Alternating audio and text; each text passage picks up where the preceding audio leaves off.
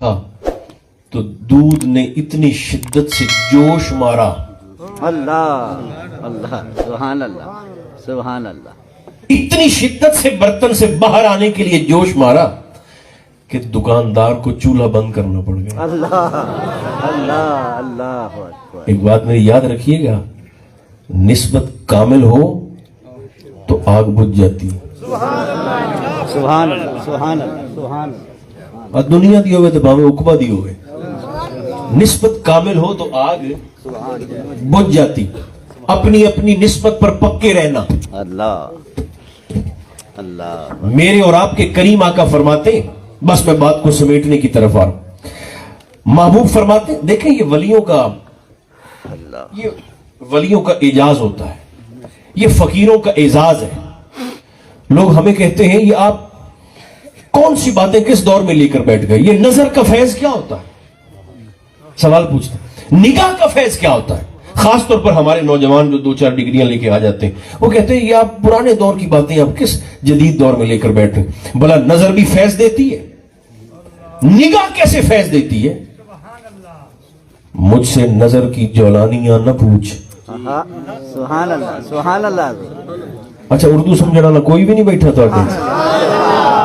مجھ سے نظر کی جولانیاں نہ پوچھ, نظر تو وہ ظالم نظر ہے, اٹھے تو بجلی پناہ مانگے, جھکے تو خانہ خراب کر دے. کیا کہنے دو اللہ. یہ نگاہ کا فیض ہی تھا, یہ نظر کا فیض ہی تھا. دیکھیں ہوتی تو ایک ادا ہے نا, ایک لمحے کی ادا ہوتی ہے. یہ ادا ہی تھی جس نے کنیز نور جہاں کو ملکہ نور جہاں بنا دیا تھا.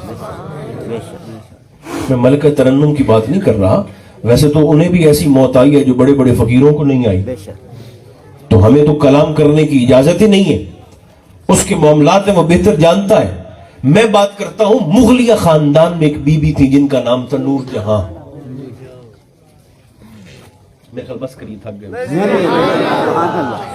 مغلیہ خاندان میں نا بی بی تھی, نور جہاں ان کا نام تھا. تو اس بی بی سے نا بس ایک ادا ایسی سرزد ہو گئی, ادا. اچھا ہوں آپ آپس بیٹھے ہیں, گل دا لگے دی نے اللہ سبحان اللہ. ایک ادا ایسی سرزد ہوئی کہ وہ ادا بادشاہ کو اتنی پسند آئی, اس نے کنیزوں سے نکال کر ملکہ بنا دیا. چلیں اگر آپ تھوڑا تھوڑا بولے نا تو وہ بات بھی, وہ ادا بھی میں آپ کو سنا دیتا ہوں. وہ ادا کیا تھی؟ بادشاہ کو کبوتر بازی کا شوق تھا, کبوتر بازی کا شوق تھا. بات بذہن میں آگے تو اس لیے عرض کر رہا ہوں, یہ بازی نہیں ہوتی کبوتروں کی جو لگاتے ہیں لوگ, اسے کبوتر بازی کا شوق تھا. 2 قیمتی کبوتر اس نے ہاتھ میں پکڑ رکھے تھے اور کنیز نور جہاں کے پاس آ کر کہنے لگا یہ دونوں کبوتر پکڑ کے رکھو, میں ابھی اندر سے آتا ہوں. کنیز نے اسے پکڑے, بادشاہ اندر سے ہو کے باہر آیا, دیکھا تو نور جہاں کے ایک ہاتھ میں کبوتر ہے, دوسرا ہاتھ خالی ہے. اس نے کہا یہ کبوتر کہاں گیا؟ تو کہنے لگی جی وہ تو اڑ گیا. اس نے کہا کیسے اڑ گیا؟ اس نے ہاتھ سے دوسرا بھی اڑا کے کہا ایسے اڑ گیا. بس وہ ایک لمحہ تھا, ایک سیکنڈ تھا. بادشاہ کو ادا بھلی لگی, اس نے کنیزوں سے اٹھا کر محل کی ملکہ بنا دیا. جب بھی ایسی محفل میں جائیں اس نیت, دعا, کوشش اور ارادے کے ساتھ جائیں کہ ہم سے کوئی ادا ایسی سرزد ہو جائے جو نگاہ یار میں پسند آ جائے. سبحان اللہ. بلکہ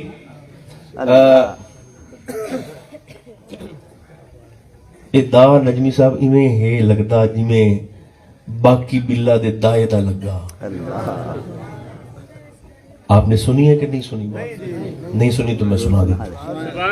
سبحان اللہ سبحان اللہ. باقی بلا دے ماچھی دا لگا, دائے دا. سبحان اللہ. دیکھیں حضرت باقی بلا کا اس میں گرامی تو ہے حضور معید الدین, بھارت میں آپ کا آستان ہے.